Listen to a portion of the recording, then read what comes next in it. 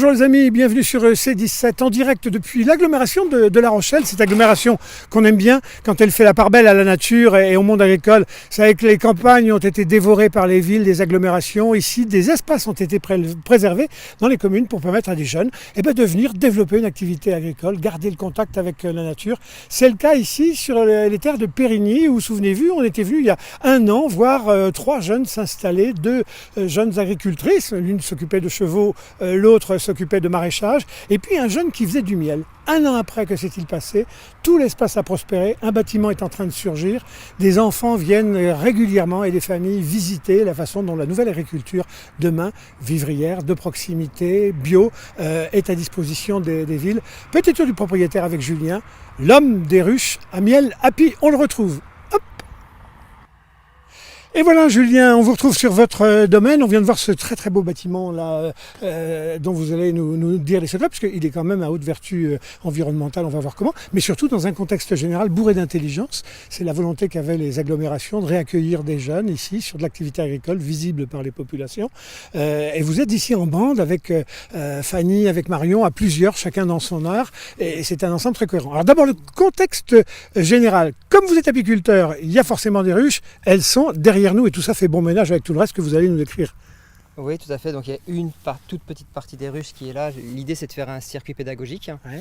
Le public pourra se rendre dès l'année prochaine sur le circuit pédagogique qui sera ouvert, je pense, toute la semaine, même le week-end. Alors le public, c'est vos clients pour le miel, c'est des clients pour le maraîchage de Fanny. C'est le grand public. Ouais. En fait, c'est pour découvrir à quoi servent les abeilles, comment les protéger. Ouais. Comment on fait pousser des légumes en serre, en extérieur. Et donc là-bas, on voit il y a des serres, donc ça sera ouvert ça aussi au public? Exactement, on va pouvoir montrer, expliquer. Et il y aura également un retour par les petits animaux que vous avez sur l'autre côté. Ouais. Et là, c'est au niveau pour les enfants, c'est vrai que c'est génial. Il y aura des petites chèvres naines, il y a des ânes, il y a des chevaux, des poneys.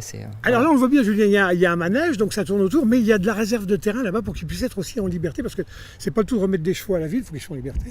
Oui, c'est tout le travail de Manon qui s'occupe de l'association de l'homme à l'animal. Et elle pourra vous expliquer bien mieux que moi l'utilité pour les chevaux. Alors on est sur un espace ici qui était une ancienne ferme bourrée d'humanité, c'était la ferme Ploquin, d'ailleurs les Ploquins habitent toujours ici. Pour eux c'est une vraie révolution de voir que l'activité perdure, mais pas de façon industrielle, de façon plus à dimension humaine, associant les gens. Exactement, Daniel, oui, effectivement maintenant est en retraite, mais l'idée c'était que ce terrain avait été préempté à la base pour l'installation d'une petite moyenne surface.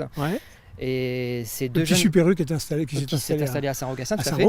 Et aujourd'hui, c'est 2 agriculteurs qui ont pris en fait possession des lieux. Et c'est vrai que ça donne un petit côté nature en pleine CDA, c'est chouette quoi. C'est tous les produits qui sont produits sur place sont en bio.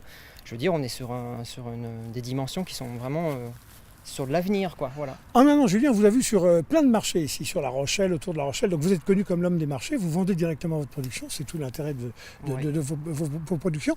Mais il fallait quand même une base arrière. C'est ici la base arrière. C'est que vous avez grandi, grossi. Comment ça s'est passé en un an les ruches on était paniqués parce que les abeilles mouraient, les pesticides, les bourdons asiatiques. En un an Alors en l'espace d'une année, en fait, ce qui s'est passé, c'est que j'avais un statut en fait de cotisant solidaire. Et je suis passé donc l'équivalent d'un statut d'auto-entrepreneur. Et maintenant, je suis passé donc à le statut professionnel. Donc avec un plus grand nombre de ruches. Donc effectivement, ma structure a évolué. Combien de ruches vous pouvez faire? Alors là, actuellement, j'en ai une 130 actuellement. Voilà. Combien d'abeilles par ruche? Il y en a entre 50 et 70 000, donc vous faites le calcul.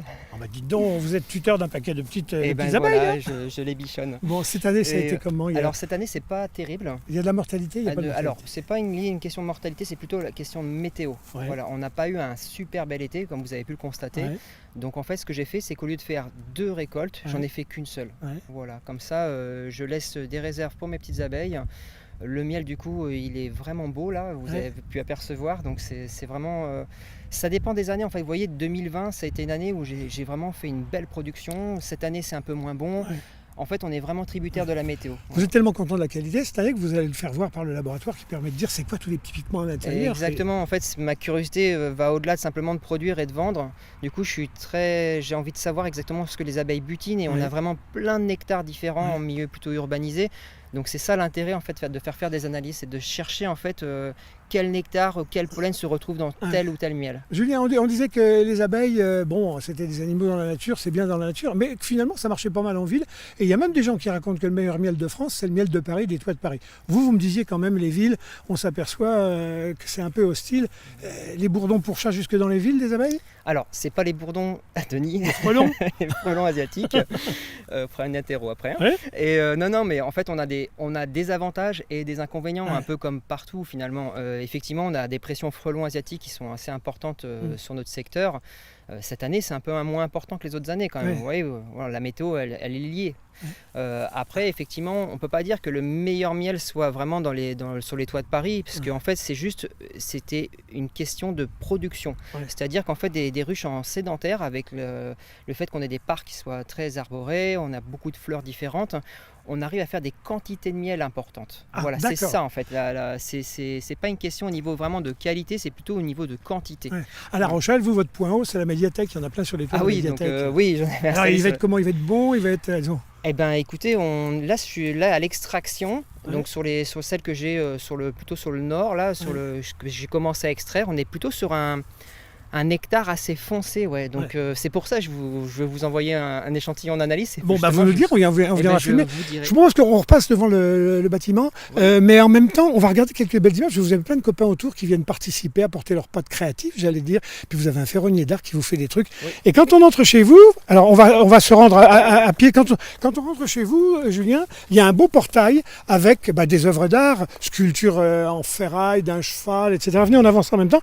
Et puis Jean-Mi a fait quelques images d'un portail. Qu'est-ce que c'est que ces réalisations et qui c'est l'homme de l'art? Alors, l'homme de la réalisation du portail, c'est Guy Fauche. Donc, il a fait le marché cet été sur le Vieux-Port, proposé ses sculptures aux touristes et aux locaux. Et du coup, c'est lui effectivement qui a réalisé ce magnifique portail avec la tête de cheval que vous voyez. Et du coup, il a son atelier, c'est le petit ami de Fanny, donc la maraîchère, et donc il a son atelier juste derrière. Dans la maison de pierre. Et c'est pour ça qu'en fait on a une dimension très cohérente, qu'en plus des activités agricoles, sur notre site en fait on a d'autres activités qui viennent se greffer en plus. Il faut vous surveiller. On est devant votre bâtiment, vous me disiez tout à l'heure, écoutez, on est au bord de la mer, il faut que ça soit référence à la mer, il y a des ruches derrière, et c'est l'inspiration du carlet pour vous ici. Oui, tout à fait, vous voyez, on a les échasses sur les côtés, on a voulu faire un petit rappel justement sur le côté océan, vu qu'on n'est pas très loin. Plutôt que de faire un bâtiment classique en parpaing et en tôle, on a voulu donner un aspect un peu plus joli, un peu esthétiquement parlant, ça passe beaucoup mieux dans le paysage, tout à fait. Le miel, c'est comme le vin, il faut qu'il soit entreposé, mais à des températures, il ne faut pas mettre ça côté sud, il faut plutôt mettre ça côté nord. Et côté nord, derrière, c'est tout bardé. Oui, tout à fait, on a un bâtiment qui est ce qu'on appelle bioclimatique. Donc bioclimatique, c'est-à-dire qu'on tient compte effectivement du positionnement du bâtiment par rapport aux points cardinaux. On a également un bâtiment avec un toit végétalisé. Donc le toit végétalisé a son importance parce que ça permet de refroidir la température, surtout quand les étés sont de plus en plus chauds. Vous avez vu, le toit terrasse s'avance par rapport sur le devant du bâtiment et on le voit clairement là, ça casse les rayons du soleil. Alors ça c'est de la maçonnerie, ça va faire chaud comme on est plein sud ici. Alors c'est de la maçonnerie certes, mais c'est un enduit à la chaux. Et il est projeté sur un isolant en fibre naturelle, notamment du chanvre. Donc vous voyez, on a multiplié en fait tous les paramètres pour qu'on ait l'appellation d'un bâtiment bioclimatique pour le coup. Et alors comme le froid et le vent viennent derrière, je vois que vous avez, on le voyait tout à l'heure, mais d'ici on le soupçonne, vous avez replanté une haie, mais pas n'importe quelle haie, pour avoir un élément d'abri supplémentaire. Alors effectivement, l'objectif c'est qu'on rentre dans un programme aussi au niveau de la plantation d'arbres.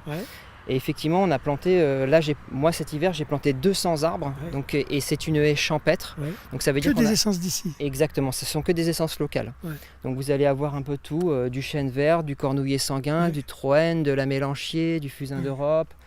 Voilà, c'est bon pour butiner, c'est bon pour les abeilles. Qu'est-ce qu'elles butinent les vôtres? C'est bon pour les abeilles, c'est surtout aussi également que ça permet de retenir la terre, ça permet aussi d'héberger tous les petits animaux, notamment les oiseaux, les hérissons, et ça rentre dans le programme aussi des terres et des ailes de la LPO France. On a dit pour la protection des oiseaux, avec qui vous êtes complice pour le peuplement. Exactement. Alors je vous ai ramené le petit affichage qu'on pourra afficher par la suite.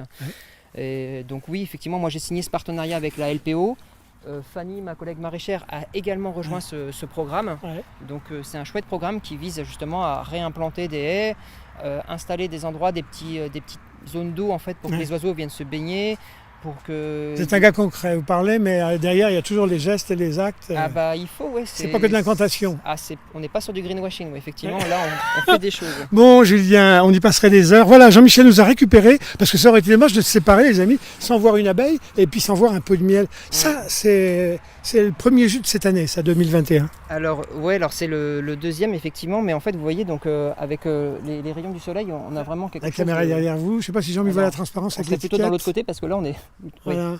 Peut-être mieux faire le tour. Regardez donc les amis, on tourne. C'est ce qu'on appelle tourner autour du pot. Voilà, exactement. Mais il est vraiment magnifique, hein. Je suis très content, donc c'est pour ça, là c'est tout frais extrait.